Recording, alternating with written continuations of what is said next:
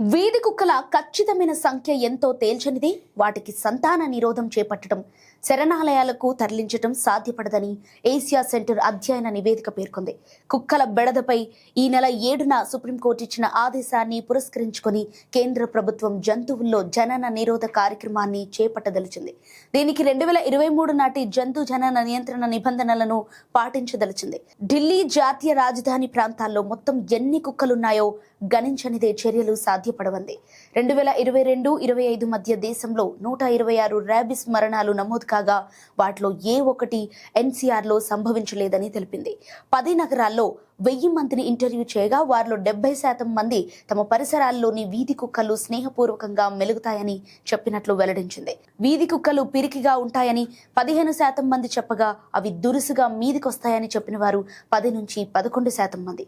కుక్కల వల్ల నేర కార్యకలాపాలు తగ్గుతాయని 90% మంది భావించగా వాటి వల్ల మహిళలు పిల్లలకు రక్షణ లభిస్తుందని చెప్పిన వారు 52% మంది.